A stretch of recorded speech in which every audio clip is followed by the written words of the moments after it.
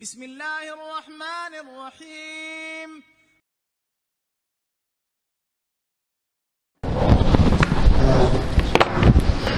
السلام عليكم ورحمة الله وبركاته.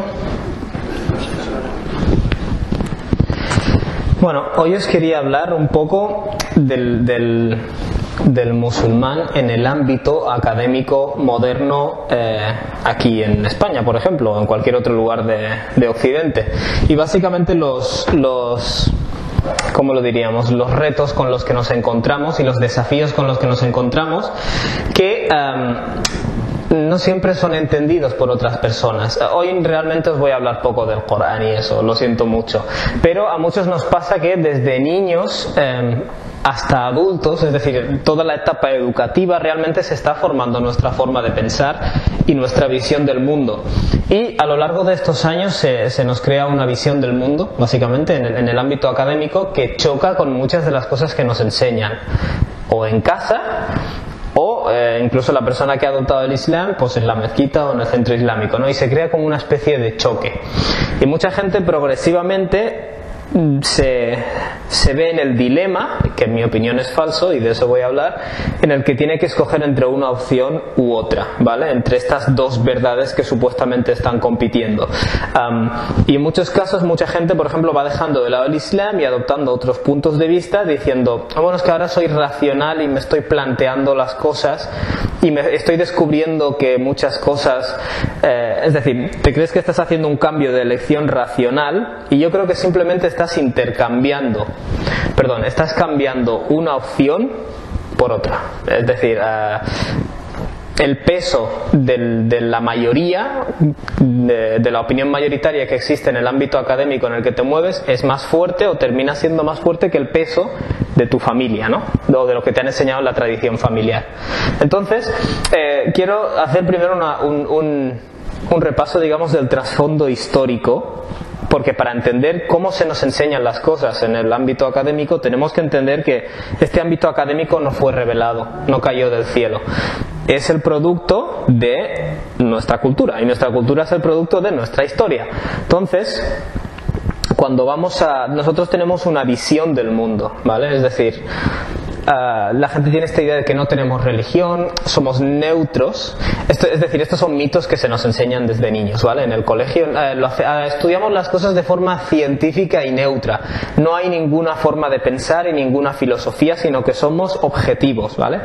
Y el simple uso de estas palabras ya significa que tenemos una ideología muy particular, ¿vale? Entonces, lo primero que quiero que la gente tenga en cuenta es que en nuestra cultura, la cultura occidental, es la cultura dominante hoy en día en el mundo y tiene unos puntos de vista.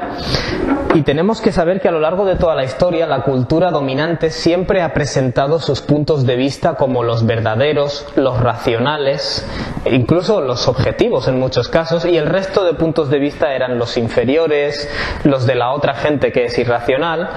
Y mucha de la gente que cae en este discurso no se da cuenta de que estamos repitiendo lo mismo, ¿no? Básicamente. Y como cultura colonizadora hasta cierto punto que somos, de hecho cuando colonizamos prácticamente todo el mundo, incluyendo el mundo musulmán, quieras o no, y estas son realidades de las que casi nadie habla, pero son reales, quiero decir, construimos un poco una deshumanización de la persona a la que estamos colonizando, o el pueblo al que estamos colonizando. Intentamos hacer que parezca que ese pueblo era inferior y que al fin y al cabo nuestro acto de colonización no ha sido malo, sino que era legítimo, ¿no? En cierto modo, y probablemente muchos musulmanes hicieron esto en la antigüedad con sus conquistas. Quiero decir, es cierto que durante la época de los califas rectos hubo un énfasis en el territorio que conquistes, dar el mensaje del Islam y dejar técnicamente tenías que dejar total libertad a los pueblos para que sigan practicando su religión e incluso legislen en determinados territorios, pero eso no fue la norma siempre en todas las conquistas abasidas y las conquistas de los otomanos. Es decir, también tenemos que tener en cuenta esa realidad. Entonces, ¿qué ocurre? Como cultura colonizadora, hablo de la nuestra ahora, de Occidente, tú tienes que demostrar en cierto modo al colonizado que en cierto modo es inferior. Quiero decir que lo que le has hecho era un proceso natural y necesario, ¿no? Básicamente, si lo quieres decir así. Y esto se hace a través del poder material, es decir, del poder económico, y también a través del convencimiento. Quiero decir, tú utilizas instituciones y herramientas políticas e incluso la cultura popular para ir infundiendo a ese pueblo que realmente tú es que eres mejor o eres superior. Y quieras o no, o sea, nos parecen tonterías, pero si tú te vas a determinados países, el hecho de que haya McDonald's y las marcas, la marca como Coca-Cola, esas cosas, crea en ese pueblo un complejo de que todo lo realmente válido y todo lo que triunfa es lo que viene de esa otra cultura, que es la dominante y que tienen algo que está por encima nuestro. Y aunque muchos no lo sepamos, el principio del estudio de la antropología aquí en Occidente era una respuesta a eso. Es decir, nosotros necesitábamos estudiar a todos esos pueblos, entre comillas, inferiores que estaban sujetos a nuestro dominio, porque necesitamos entenderlos. Y esto se extiende a otros estudios como el orientalismo, es decir, el estudio de las culturas orientales, que hoy en día hablamos de los estudios islámicos, pero estudios islámicos no existía antes. Quiero decir, o estudiabas a los persas, estudiabas a los otomanos, y el Islam entraba en eso, ¿no? Podríamos decir. Entonces tenemos que tener en cuenta que era un acto del superior estudiando al inferior, ¿vale? Es decir, el crítico de la cultura civilizada estudiando las costumbres inferiores del otro grupo. Quiero decir, ahora no se subraya tanto, pero esto era así. Y de hecho, digamos que han habido como dos respuestas muy fuertes.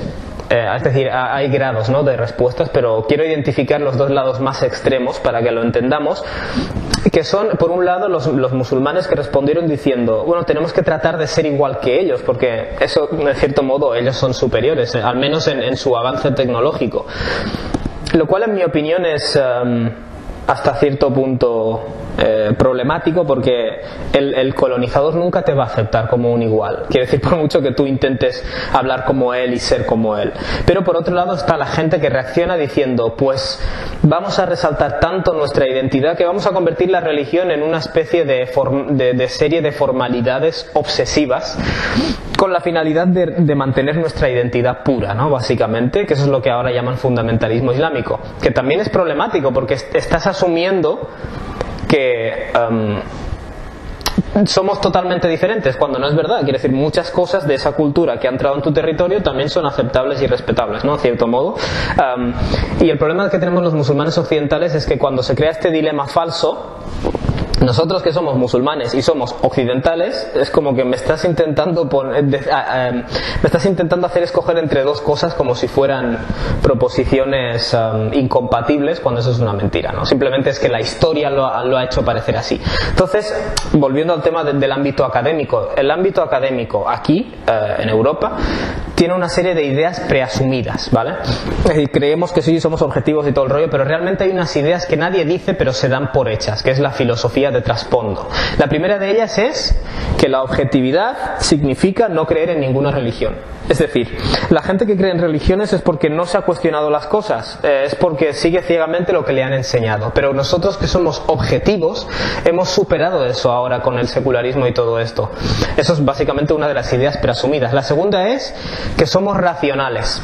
Y me hace gracia lo de racional, porque no tengo ninguna duda de que cuando los musulmanes hace 1000 años estaban en el auge de la ciencia, ellos también se presentarían a sí mismos como racionales. Y los romanos, y los griegos, y los indios y los chinos. Quiero decir, esto de la racionalidad no es más que la cultura dominante definiendo lo que se supone que es racional, que naturalmente son sus propios cánones, y diciéndole al resto de culturas, vosotros sois irracionales porque estáis por debajo, ¿no? Y luego el tema de los científicos. Se supone que somos científicos, es decir, analizamos las cosas en base a la evidencia y punto. Nos da igual la fe personal y todo eso, y no nos inclinamos hacia ninguna filosofía específica. Eso, que lo cree casi todo el mundo, y no es verdad. De hecho, cuando tú estudias, hasta yo en el instituto me daba cuenta de que la profesora de biología claramente era atea y lo dejaba caer. Quiero decir, detrás de esa supuestamente ciencia objetiva y neutra, en muchos casos te están dejando caer una filosofía, que es una filosofía de que todo lo que existe es material, no hay ningún Dios. Quiero decir, tenemos esas ideas de que somos neutros, objetivos, científicos, y realmente hay una filosofía detrás de este sistema educativo, como lo hay detrás de todos. Quiero decir, no estoy demonizándolo, ¿no? Pero lo que quiero es que se entienda la experiencia del musulmán que pasa por ese sistema educativo y que se nos crean unas dudas que a veces las otras personas no entienden. Uno de los problemas que existe, creo yo, es el etnocentrismo, y mucha gente no es consciente de esto. Es decir, es esa narrativa de la historia en la que los europeos, como somos muy listos, después de la Ilustración y todo eso, nos despertamos y empezamos a descubrir todas estas cosas, todas estas verdades filosóficas superiores, y realmente cuando escrutinizas gran parte de nuestras ideas filosóficas acerca del ser humano y su papel y todo esto, provienen de otras civilizaciones. Quiero decir, no vino de la nada. Proviene de los griegos y los romanos, que es lo que siempre se nos dice, pero incluso hay elementos de la civilización india y de la civilización china. Quiero decir, e incluso me llama la atención la civilización árabe, cómo se ha borrado completamente. Cuando realmente te dicen Occidente es un producto de la civilización griega y romana. Tendría que decir griega y romana y árabe y muchas más. ¿Por qué? Bueno, sencillamente porque muchas de las cosas que sabemos por ejemplo, la antigua Grecia, se perdieron. No se perdieron sencillamente porque los árabes lo tradujeron al árabe y lo mantuvieron en cierto modo fresco para que nosotros ahora, después de la Ilustración, lo recuperemos. Es decir, hay una idea muy eurocéntrica de que todo gira en torno a nosotros y nosotros hemos hecho estos avances, el método científico y la Ilustración, y es un poco una mitología etnocéntrica, ¿no? Básicamente. Entonces, quiero que entendamos que muchos de los profesores, por no decir la mayoría, que nos enseñan en el instituto, generalmente son ateos o son cristianos muy descristianizados, casi agnósticos, casi ateos, es decir, la línea va por ahí, y bastante eurocéntricos, y no siempre nos damos cuenta de eso. Incluso el estudio de la historia es bastante eurocéntrico, y sí es verdad que hay como que cada vez somos más conscientes de eso, y lo estamos intentando limpiar. Pero la experiencia de nuevo del estudiante musulmán que pasa por esto. Entonces, ¿cómo afecta eso a nuestra relación con el Islam, podríamos decir? Bueno, de lo poco que aprendemos acerca del Islam en el instituto y en ese ámbito, generalmente no se estudiaba el Islam hasta hace poco, sino que entraba en los estudios orientales, o el orientalismo y el estudio de la religión en general, ¿no? Historia de las religiones y todo eso. Pero lo que quiero que entendamos es que el conocimiento es poder, y la persona que domina utiliza el conocimiento para dominar. Quiero decir, y los musulmanes, insisto, no somos una excepción a esta regla. Si yo mando y yo escribo el libro de texto, lo escribiré de manera que me deje a mí en la mejor situación y que deje a los otros puntos de vista como inferiores, secundarios, no tan progresados. Nosotros lo que aprendemos en el cole es que todo lo que vino con la Ilustración, nuestro método científico, nuestros derechos humanos, nuestra igualdad de la mujer, es lo mejor. Y el resto de las culturas no les queda otra, podríamos decir, que terminar aceptándolo tarde o pronto. Y quiero decir, pese a que tenemos esta idea de la objetividad y la neutralidad, no es nada objetivo y no es nada neutro. De hecho, es muy etnocéntrico. Pero un joven adolescente no tiene la capacidad de entender todo esto. Quiero decir, él va absorbiendo todas estas ideas, aunque no se le digan claramente. Ningún profesor te dice, bueno, aunque en algunos casos sí, ningún profesor viene y te dice Dios no existe y tu religión es falsa y los europeos somos más listos. Nadie te dice eso. Pero eso se te está dejando caer constantemente, ¿vale? Entonces, ¿qué ocurre? Que el estudiante musulmán se ve presionado para aceptar el discurso oficial. ¿Y qué ocurre? Que poco a poco intentas someterte, podríamos decir. Quiero decir, hay una colonización intelectual que la gente no es plenamente consciente. Colonización de la institución hacia el propio estudiante. O sea, el propio estudiante está siendo... Y insisto que los musulmanes no somos excepción. Está siendo adoctrinada para creer que su visión del mundo es la verdad. Y en este caso me llama la atención porque esa persona cree, o se le va a hacer creer, que es la opción racional, la opción objetiva, la opción neutra, supuestamente. Y eso, por ejemplo, por poneros un ejemplo, en el tema de la mujer. En Europa hemos desarrollado, por la razón que sea, la visión de que cuanta menos ropa llevas, pues eres más libre. ¿Y qué hacemos? Como en nuestra educación etnocéntrica tratamos de imponer eso a todas las demás culturas, lo cual afecta naturalmente a la mujer musulmana, porque en cierto modo lo que hay implícito en esa idea preasumida es que si la mujer musulmana se tapa más es porque está siendo oprimida. Quiero decir, esto no es ninguna verdad revelada. Eso simplemente es que si yo creo que el destaparse es mayor libertad, porque veo que es lo que ha ocurrido en mi cultura, asumo inconscientemente que cuando otro se tapa está siendo forzado, sencillamente. Y por eso constantemente se te pregunta ¿por qué tienes que ir así? Cuando tú podrías girar la moneda y decirle a la otra persona ¿por qué tú tienes que ir así? Pero esa persona te responderá, pero lo que yo hago es lo normal. Es lo normal porque has nacido en un contexto específico en que eso se considera normal. Pero insisto, el adolescente musulmán en el instituto no tiene las herramientas mentales para darse cuenta de todo esto y simplemente se ve presionado. Se ve presionado por un discurso que es el oficial, supuestamente el neutro, el racional y el objetivo y el científico. ¿Y qué hace? Pues en cierto modo ver que hay un choque. Ver que hay un choque entre su identidad o sus conceptos que tiene como musulmán y los conceptos que esta institución le está dando como los neutros y objetivos y todo eso. Y otro tema, por ejemplo, otro ejemplo es el de la violencia. Y aquí ya entra un poco la inteligencia, pero del adolescente. Yo recuerdo una vez una profesora que dijo en clase: en Europa tenemos el mayor periodo de historia de paz que ha habido en la historia. Es decir, como jactándose de eso. En Europa lo hemos hecho así y somos unos cracks. Y claro, si te paras a pensarlo, y qué decir, yo con 15 años me di cuenta, yo dije, probablemente ese periodo de paz se debe a que no tenemos necesidades, y el hecho de que nuestras necesidades están cubiertas se debe en parte a que estamos explotando al resto del planeta, y en el resto del planeta hay un gran porcentaje de personas, de hecho mayor, que no tienen las necesidades cubiertas. Por tanto, te puedes esperar que en esas zonas del mundo habrá más conflictos y habrá más problemas. ¿Por qué? Porque nosotros tenemos la barriga llena y vivimos cómodamente. Quiero decir, este tipo de cosas las tienes que tener en cuenta, porque si no te llevan con todo ese discurso, ¿no? Básicamente. Entonces, creo que generalmente los jóvenes no se nos entiende. Cuando estudiamos en estas instituciones y luego tenemos dudas acerca del Islam o acerca de los valores que no sean europeos, da igual, porque estoy convencido que alguien que viene de la India también inconscientemente empezará a creer que nuestros valores, nuestra cultura, nuestra vestimenta, nuestra ciencia, nuestro todo es lo mejor y el resto son inferiores. Inconscientemente, aunque no lo digas explícitamente. ¿Por qué? Bueno, porque quieras o no se te va inyectando desde niño. Y eso crea para ti un choque que en mi opinión no es necesario, ¿no? Con esto no quiero dar una imagen súper dramática, porque veo con cierto optimismo que en el mundo angloparlante, porque siempre en el mundo hispanoparlante vamos un poco detrás, hay, por ejemplo, en el ámbito de estudios islámicos, ahora hay muchos profesores de estudios islámicos que son musulmanes nacidos aquí o conversos, de hecho muchos de ellos son conversos al Islam. Quiere decir que ya nosotros estamos empezando a coger el micrófono y dar otra narrativa, ¿no? Y creo que eso es positivo, pero nos falta un poco aquí. Lo que, por si alguien escucha esta charla y se siente identificado, lo que creo es que tiene que aprender a desmontar las ideologías que se le dan. No sé si me explico.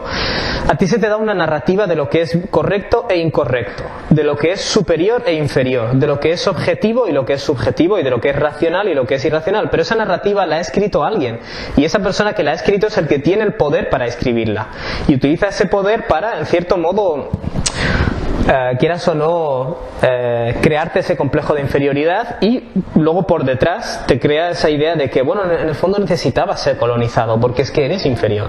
Quiero decir, fijaos el tema del velo, porque es donde más claramente lo veo reflejado. El discurso es algo así como: tú, mujer musulmana, te están oprimiendo con este velo. Y la mujer musulmana repite: no, no me están oprimiendo. Y tú: sí, te están oprimiendo.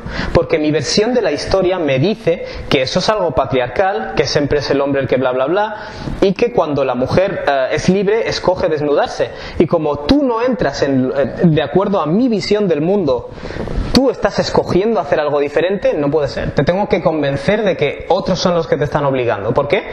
Porque en mi visión del mundo es así. Es decir, yo tengo que convencerte de que mi visión es la correcta. Tú no puedes venir y decirme ahora que no, que hay otra forma de verlo y que mi visión es etnocéntrica, ¿vale? O sea, esto es un ejemplo, pero que deja para mí muy claro que el tema aquí no es la libertad de la mujer. El tema aquí es la superioridad de nuestra cultura. Quiero decir, si yo realmente me preocupo por la libertad de la mujer, cuando la mujer escoge cubrirse, yo la tengo que defender, porque supuestamente creo en la libertad de la mujer, ¿no? Pero cuando yo intento convencerla de que no lo estás haciendo libremente, eso lo que refleja es que realmente a mí me perturba que tú escojas unos valores que no son los de mi cultura. O sea, que todo este rollo de la defensa de la mujer en muchos casos no es defensa de la mujer, es etnocentrismo.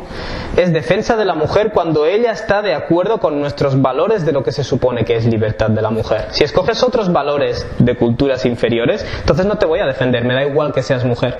Por tanto, la chica musulmana que va a ir al instituto dirá, oye, es que me presionan por ir con el velo porque esto va contra la libertad de la mujer. Si esa gente fuera a favor de la libertad de la mujer, no te presionarían por llevar el velo, te defenderían, porque es tu elección. Lo que quiero decir es que el adolescente necesita ayuda para ayudar a desmontar estas narrativas que nos venden, ¿vale? Nuestro sistema académico no tiene narrativas objetivas y científicas y tal. Tiene unas narrativas de una cultura dominante que lo que hace es, naturalmente, presentar a sus puntos de vista como los mejores que hay. Pero es que esto se ha hecho en toda la historia, todas las culturas dominantes lo han hecho, ¿vale? Todas se han presentado como nuestra crítica histórica es la mejor, nosotros somos los más racionales, somos los más objetivos, etcétera, etcétera. Entonces creo que es importante aprender a desmontar eso. Tienes que entender que este ámbito académico en el que vives es la consecuencia de esta cultura y de esta sociedad, que es una consecuencia de una historia muy determinada. Quiero decir, y hasta que no entiendes eso, te crees que lo que dice el entorno, por ejemplo, los que estudian ciencia, religiosos que estudian ciencia en un entorno científico, se ven presionados para aceptar el ateísmo, sencillamente porque vivimos de nuevo en un entorno en el que se supone que la objetividad y ser objetivo científicamente es ser ateo. No tiene ninguna otra explicación. Realmente es un discurso. Este discurso lo pone el poderoso. Y me pregunto yo, si pudiera viajar 1000 años atrás, cuando eran los musulmanes los que hacían ciencia, las personas no musulmanas a lo mejor también se sentían presionadas, las personas de otras creencias, para aceptar la verdadera opción racional y crítica que es, naturalmente, el Islam en ese momento y en ese contexto. Por tanto, la persona que se siente presionada tiene que ser lo suficientemente inteligente para entender que todo ese discurso que se le mete realmente no es la verdad, no ha venido del cielo, es el producto de una evolución cultural. Y cada cultura evoluciona de manera que escribe la historia, es decir, escribe la historia de manera que sus valores son la verdad, pero eso no tiene por qué ser así. Entonces ese es el primer punto. Al musulmán que está en un entorno académico de este tipo, yo le digo que lo primero que tiene que hacer es aprender a desmontar las ideas preasumidas. Pero tal y como le digo que tiene que aprender a desmontar las ideas preasumidas de este entorno académico, eso tampoco lo tiene que convertir en una actitud fundamentalista de rechazo absoluto. Quiero decir, porque hay cosas que se nos enseñan que sí son positivas, ¿vale? Por ejemplo, se nos habla de la igualdad de género. Eso es algo positivo. Y de hecho nosotros deberíamos subrayar a estas instituciones que no están cumpliendo con eso. Quiero decir, el valor en sí no es algo malo, no tienes por qué rechazarlo. Pero cuando caen en inconsistencias, y creo que en nuestra civilización caen muchísimas inconsistencias porque defendemos cosas que luego no llevamos a la práctica, como el ejemplo que he dado de la igualdad de género, entonces nosotros cogemos lo bueno y dejamos lo malo, así de sencillo. Y eso mismo, por cierto, lo tenemos que extrapolar a la tradición islámica. Por eso estoy diciendo que el dilema es falso. ¿Qué hago? ¿Cojo mi identidad musulmana o mi identidad occidental o mi identidad? Eso es una tontería realmente. Yo, por ejemplo, hay muchísimas cosas de la cultura occidental que me parecen muy correctas, y de la cultura china y de la cultura india, y todo lo que sea correcto y bueno yo voy a sacar provecho de ello. Asimismo, de la tradición islámica tampoco me lo tengo que creer todo. Quiero decir, y ese es el otro fallo que veo, la otra reacción que veo. La fe ciega, y los musulmanes hemos pecado mucho de esto, la fe ciega en lo que se ha escrito en nuestra tradición. Está claro que en el Islam los eruditos tienen un gran papel, y el ulama warazatul anbiya, los eruditos son, como dice el profeta alayhi salatu wassalam, son herederos en cierto modo de los profetas, pero eso no significa que sean sean infalibles. Quiero decir, el Corán también se queja de personas que han tomado a sus líderes religiosos y a sus monjes como señores aparte de Dios, ¿no es cierto? Entonces nosotros no tenemos que tener esa fe ciega absoluta en nuestra tradición, también podemos cuestionar cosas. Por ejemplo, hubo un momento en la tradición islámica en que por motivos políticos se clasificó al mundo entre Darul Islam y Darul Harb, es decir, el territorio del Islam y el territorio con el que estamos en guerra. Naturalmente esa es una clasificación que no está en el Corán, ni está en la Sunna, no está en la tradición del profeta. Entonces podemos desafiarla sin ningún problema. Quiero decir, no hay ningún problema con desafiar. O sea, el problema que yo veo es cuando te entregas a una narrativa de una civilización de forma ciega y total, ¿vale? Y en esto, el propio dilema que tengo que escoger entre lo que me han enseñado a casa o lo que me dice el Islam y lo otro, de hecho no hay ninguna tradición que tengas que seguir al 100% de forma ciega. Eso es un error. En mi opinión, la propia idea es un error. En nuestros libros de tafsir, de comentario del Corán, hay muchas tonterías. Quiero decir, hay muchos mitos que a veces, y en muchos casos el propio compilador de ese libro de tafsir, cogía historias para explicar versículos del Corán que él mismo no le daba total credibilidad. Pero eso, las personas luego con el paso de los siglos accedemos a estos libros sin mentalidad crítica y eso provoca problemas. Quiero decir, tampoco estoy diciendo que tengas que aceptar todo lo que se ha dicho o todo lo que los musulmanes dicen, ¿vale? Entonces, lo importante, si quieres ser fiel a la tradición islámica, entiendo yo que es seguir haciendo el trabajo. Quiero decir, en su día se escribieron libros de teología, en cierto modo, para responder a determinadas ideologías. Hoy en día, ¿qué hacemos? ¿Escribir libros de teología para responder a las ideologías de hoy? No, repetimos lo que escribieron antes. Quiero decir, y esa actitud es una sentencia de muerte, intelectualmente, para nuestra identidad como musulmanes. Entonces, ahora ya siendo un poco más idealista, creo que necesitamos eruditos y predicadores musulmanes autóctonos, quiero decir, da igual cuál sea su origen, si es de origen de aquí o es de otro sitio. Las personas que hayan nacido aquí culturalmente sean de aquí y esas personas conozcan la tradición islámica a fondo, es decir, hayan sido educados en la tradición islámica y a la vez en el ámbito académico. ¿Y por qué lo digo? Bueno, lo digo porque los autores de los que yo me alimento intelectualmente en inglés más fructíferamente son precisamente esos, los que han estudiado el Islam tradicional o la tradición islámica y a la vez han estudiado en el ámbito académico, y de hecho ellos son la nueva generación de profesores de estudios islámicos y para ellos no hay ningún choque entre las dos cosas, ¿vale? Es decir, la propia idea de que hay un choque entre este lado que es el racional y este lado que es una narrativa que se ha construido y tenemos que desconstruirla, no sé si existe ese verbo, tenemos que hacerlo porque si no se nos está falsamente llevando a tener que escoger entre un choque, entre una opción de dos en un choque que es falso. Es decir, es el poderoso creando esta idea de que existe este choque y que estos son los racionales y estos son los que no, básicamente. Y lamento que hoy en día tenemos muchos musulmanes que estudian en el ámbito académico, se convierten en expertos en lo que sea y van dejando la religión de lado. Y luego tenemos por otro lado gente que se centra en la religión pero que tienen un nivel cultural bajo y encima a veces hasta se creen que es bueno tener ese nivel cultural bajo sobre cuestiones científicas, por ejemplo, y eso es peligroso. De hecho, cuando tenemos esta esquizofrenia tan grande es porque realmente hemos sido intelectualmente colonizados. Creemos que hay una separación entre el conocimiento racional, científico, bla bla bla, y el conocimiento religioso, mientras que en la tradición islámica estaba todo unido. Quiero decir, si queremos ser fieles a la tradición, ¿no? a ese respecto, los que me seguís en YouTube ya sabréis que di una conferencia acerca de la cuestión de la evolución, y así, utilizándolo como ejemplo en resumen, para mí es uno de los ejemplos más claros en los que veo que muchos teólogos musulmanes se han lanzado a responder a la evolución biológicamente, lo cual está mal. Quiero decir, el problema con la evolución no es biológico, el problema es la ideología, en cierto modo, que nos intentan meter en las clases de biología. Quiero decir, y eso lo sé por experiencia, en la clase de biología te dan esta serie de datos y te intentan convencer de que Dios no existe, de que bla bla bla. Entonces es esa parte en cierto modo, la que tenemos que responder intelectualmente.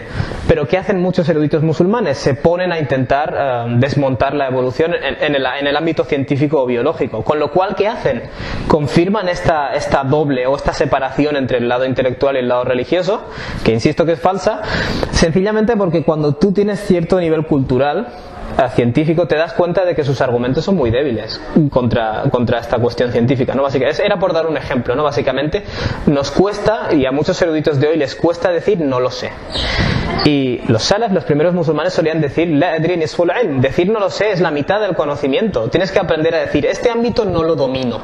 No hay una necesidad de yo como teólogo responder a todas las cosas, ¿vale? Básicamente. Entonces, en resumen, hay que trascender, creo yo, esas dos respuestas extremas. No te sometas al paradigma que te venden en el ámbito académico, porque es un constructo histórico, quiero decir, es el producto de una evolución histórica, pero tampoco conviertas el Islam en una política de identidad, es decir, voy a resaltar tanto mi identidad musulmana que me voy a dejar ahora la barba hasta las rodillas, para que vean que soy diferente y soy... Quiero decir, eso es una reacción. Ese Islam también es un Islam colonizado, siento decirlo, porque es una reacción al otro. No estás tú escogiendo lo bueno del otro, aprendiendo de los demás, aprendiendo de tu propia tradición, siendo crítico, no hay ningún equilibrio, son desequilibrios, estás reaccionando, básicamente, ¿no?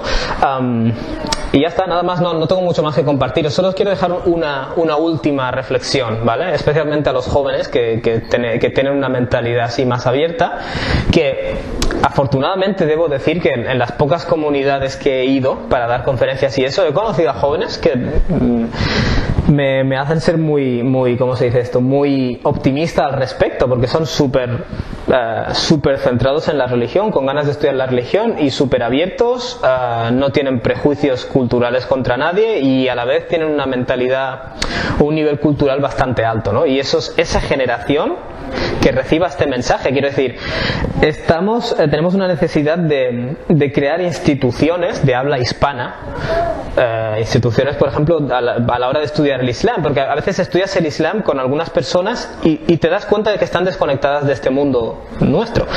Hacen falta instituciones de habla hispana instituciones islámicas donde se enseñe el Islam, que estén vinculadas a la tradición islámica, pero de forma crítica, es decir, no a través de la sumisión ciega, todo lo que hemos hecho nosotros es perfecto y los demás no valen para nada, y a la vez que esté vinculada también a la cultura occidental, porque es nuestra cultura. Quiero decir, el Islam se expandió y abarcó las culturas y las asimiló perfectamente. Quiero decir, cualquier idea de un choque es, insisto, una narrativa construida por un poder que quiere mantener esa narrativa, y es una narrativa falsa.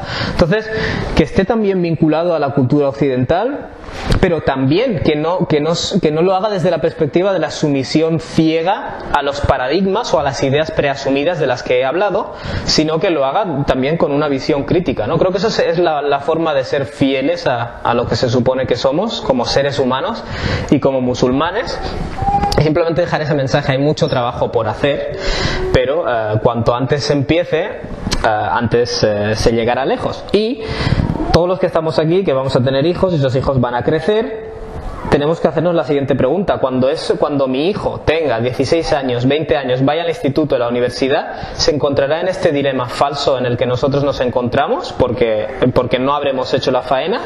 ¿O les habremos ayudado a desmontar estas narrativas falsas hasta cierto punto y a pensar por sí mismos? Esa es la pregunta que nos tenemos que plantear, y eso, hay mucho trabajo por hacer. Subhanakallahumma wa bihamdika ashhadu an la ilaha illa anta astaghfiruka wa atubu ilaik. Wassalamu alaikum wa rahmatullahi wa barakatuh.